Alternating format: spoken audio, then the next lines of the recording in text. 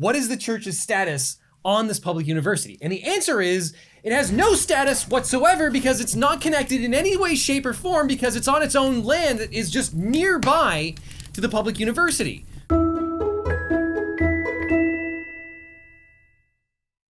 There's been a movie franchise that I've been putting off reacting to because of all of the theological and philosophical implications. So today we're going to talk about God's Not Dead 3, A Light in the Darkness, with none other than Michael from Wisecrack. Thanks so much for being here, Michael. I'm so glad to be here. If ever there is a movie I wanted to watch and talk about with you, for whatever reason, this would be the one. All right. Well, for better or worse, let's dig into God's Not Dead 3. Oh, I can't wait. We're seeing more and more protests around the city since local pastor David Hill was arrested for contempt of court. Hill refused to abide by a controversial government mandate to turn over transcripts of his sermons to city officials. If we're looking at this news report that is potentially a summary from The Local News, that is the name of the website, Reverend David Hill, pastor of local St. James Church, was arrested Monday after refusing to abide by a controversial government mandate for all Hope Springs religious leaders to turn over their sermons to government officials for review. Many are accusing the state of overstepping its bounds. Yeah, you think? Claiming they are on a witch hunt to silence religious leaders. To silence religious leaders is I think what they meant, for making political statements from the pulpit. Okay. They didn't grammar check the local news article. I mean, this is why local news is dying.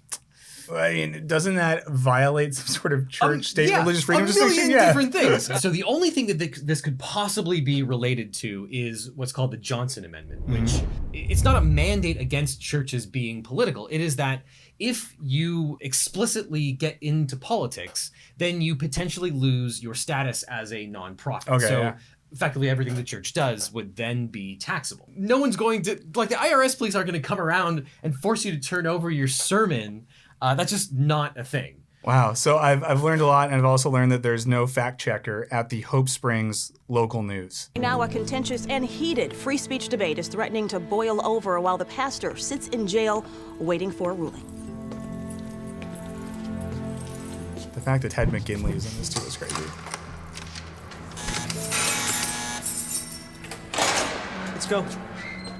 You know, I mean, it's almost like, and I would never accuse the filmmaker of this, they wanted to gin up the idea that Christians in America are under attack. It's almost like all of these movies are operating with that fundamental assumption. I don't think that's the case. I would never accuse the filmmaker of that. It's the baggage that I'm bringing into this, that they're taking on a persecution complex.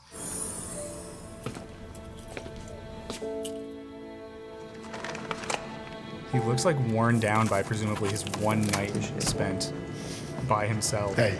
Dude. I mean, the conditions that we're seeing in the jail are so much better than your average, like, accused is going to be in the U.S. Well, they probably kept him in solitary because of the risk he posed. Free refugees! Free refugees! Reverend, what do you have to say about being released today? I am grateful to the court that they recognized that this mandate was unconstitutional.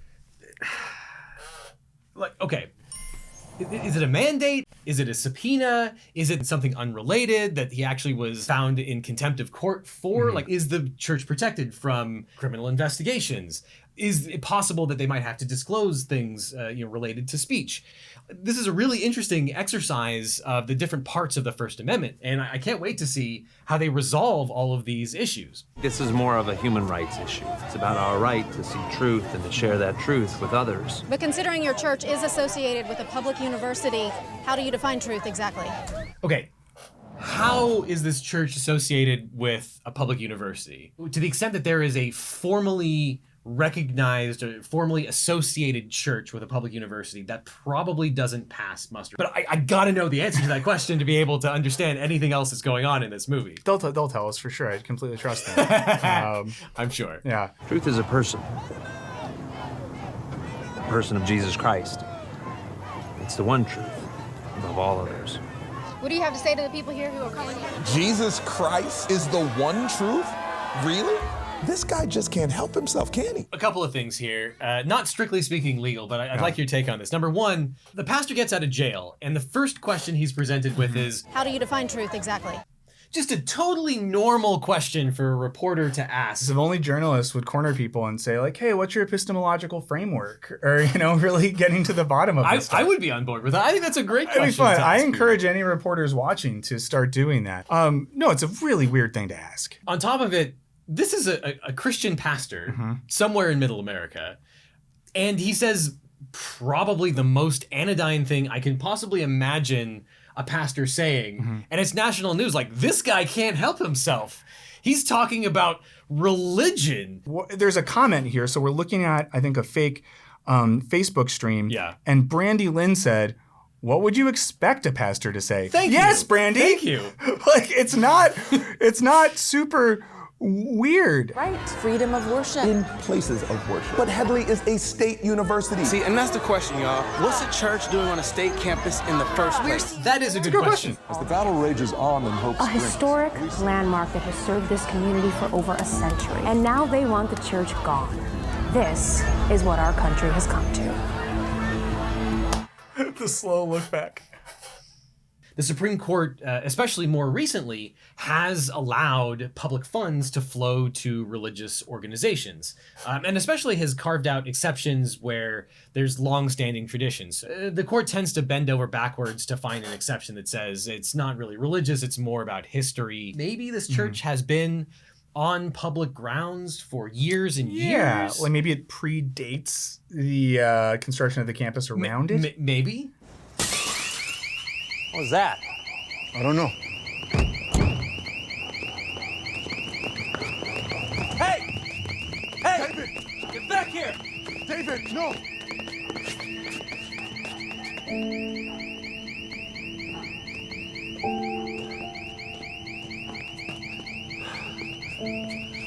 This looks like relatively petty vandalism. You've got a kid who has spray painted a single X on the sign, and he has thrown a brick through the window of a church. This appears to be religiously motivated, so there is technically a federal anti-hate crime law that does make it a federal crime to destroy religious property on the basis of religions.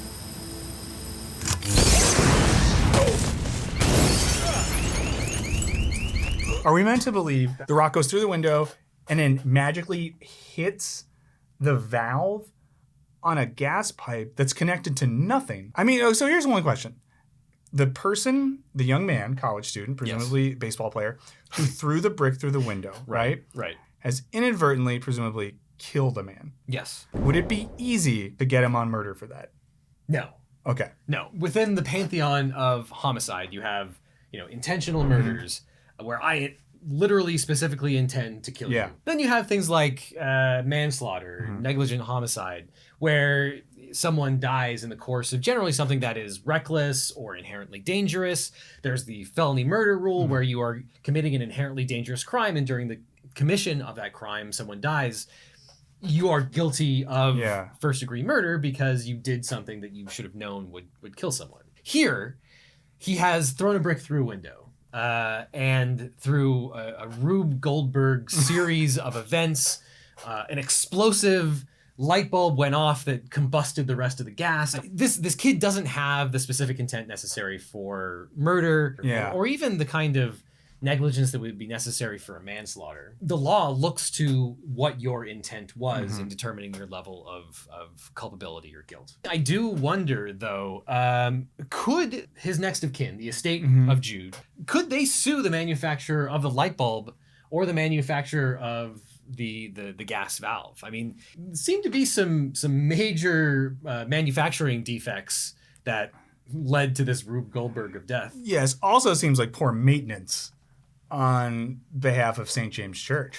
If I was going to sue someone on behalf of Jude or Jude's estate, I would probably sue the light bulb manufacturer. I'd probably sue the gas valve manufacturer, and I'd probably sue the church to get recompense for this person that has died. This is absurd. They can just take the church from us? I mean, don't we own this land? Yes. So how is this legal? Eminent Domain.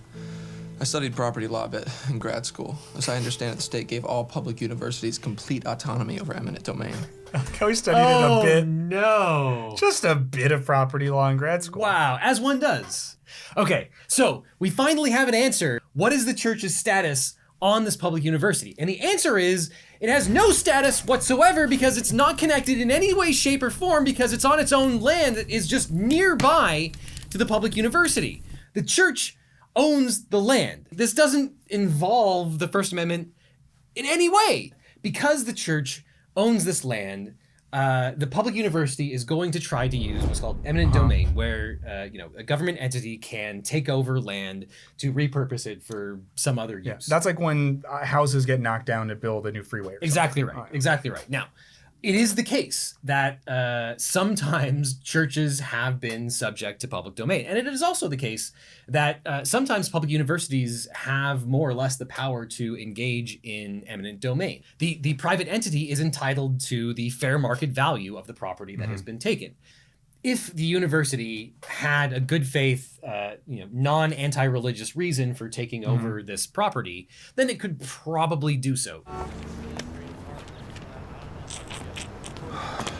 That's church. You'd hardly even recognize it. Hey, look, this is a property law case. It's not really my thing. Pierce, you're a social justice attorney. Is that a thing? Theoretically, there are civil rights lawyers, social justice attorney. I've never heard that term before. Okay, yeah, that's what I was wondering. You would want someone who specializes in property law. Property law is very complex.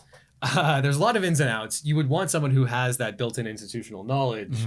You would definitely not want to hire this guy. Well, that's the classic movie move, right? That someone knows a lawyer, they don't specify what their area is, and they're magically able to do the thing. Yeah, of course. Now, I'm able to do that, but other people maybe not. Let me get this straight. You drive all the way up here, you don't even call. Were you afraid I'd say no? I don't even know what you'd say, to be honest. Look, I have a little money. Want your money?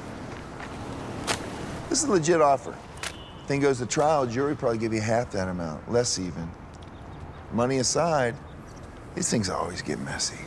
He just established he doesn't know anything about property law, but he's willing to opine that this is a good offer, you should take it. The jury might give you half of that. So, well, so for trial, you're risking that and you're paying for representation, so. Yes. Okay. If you go to trial, you're going to have to pay your attorney. It's very rare that you get attorney's fees from the other side. Yeah. So you might spend hundreds of thousands of dollars to get less than hundreds of thousands of dollars back in an increased amount of money. God called me to fight. I'm gonna fight. God calls you, you call me. God called me to fight has historically not worked out well. There's, in the New Testament, we refer to Christ as the Prince of Peace. So you could also take that route. There's like turn the other cheek. There's a lot of evidence that maybe the move isn't to do a holy war, but whatever Reverend Dave thinks he needs to do. Let me know. Yeah, what's going on? No one stop. Excuse me. Hey, whoa, stop. I need you on the other side of the tape, sir. I'm the pastor of this church. Well, that may be, but it's not safe. It's okay, I'm his attorney. Congratulations, and I'm a Mets fan. Now, move back or I call the That's a great line. I like that. Hey, buddy, I have a demo permit. You got a permit to wreck a church on a Sunday? Really? Yeah, what can I say? Signed by the president of the university.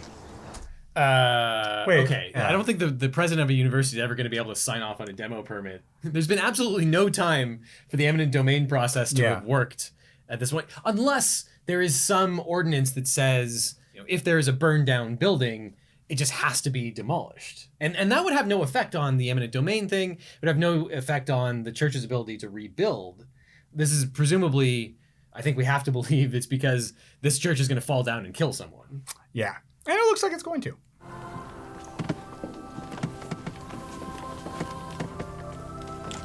Your Honor, I am so sorry, but I'm an attorney. Do not do this. This is 100% improper. Of mass.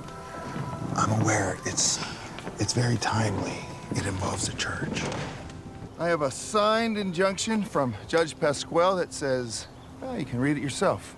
Cease and desist.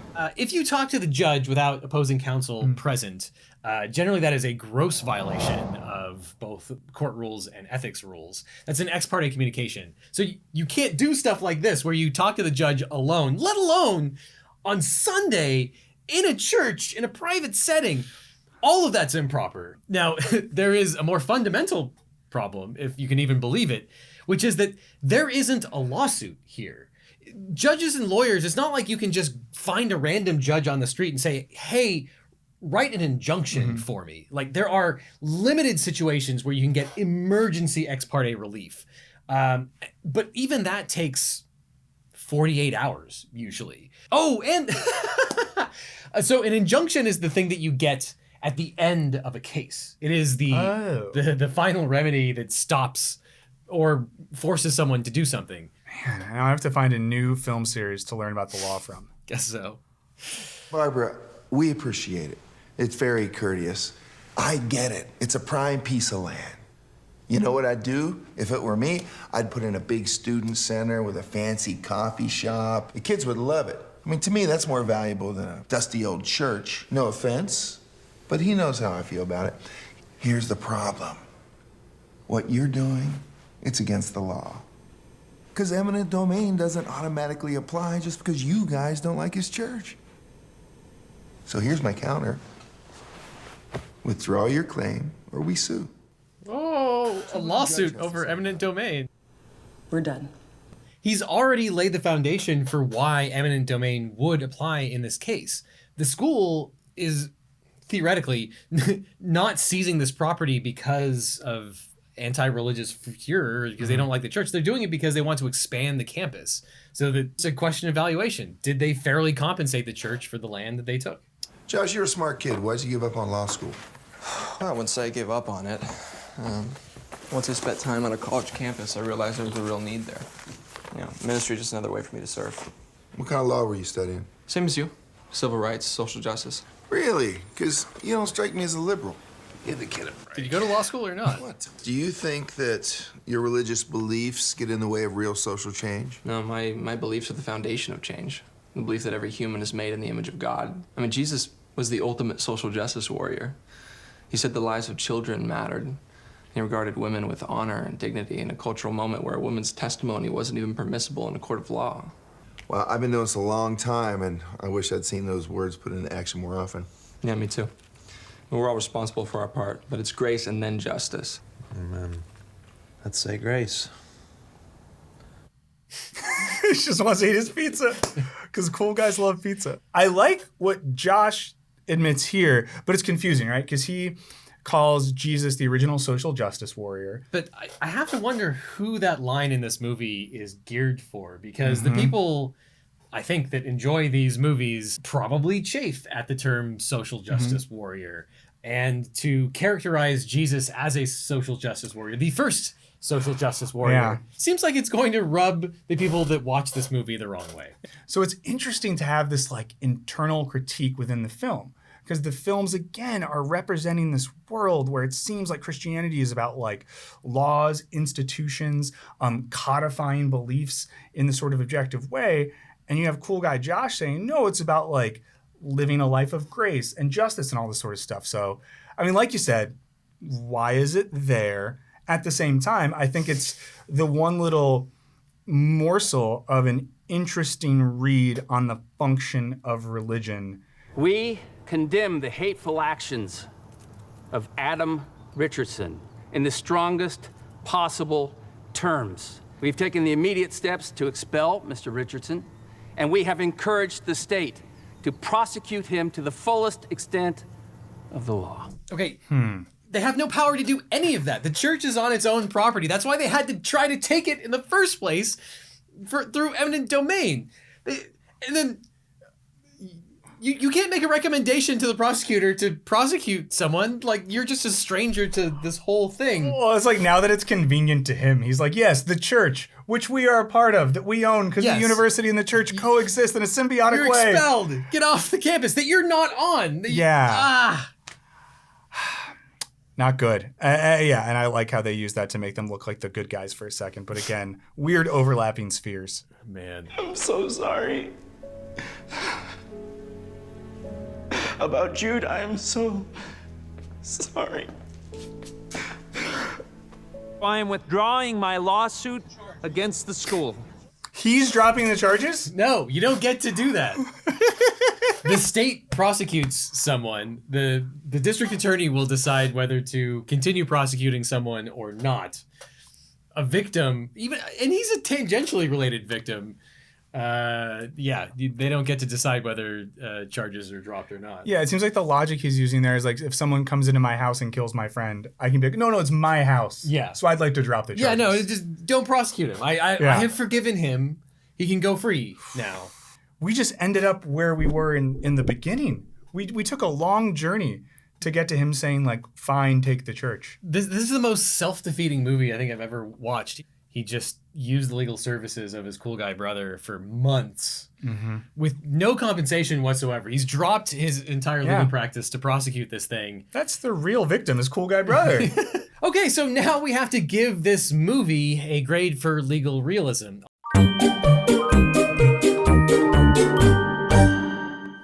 It just occurred to me that they haven't resolved any of the First Amendment issues at all. I forgot that that's what this movie was about. They did use some legal terms correctly. Eventually, we did learn that eminent domain was the thing that they had to use.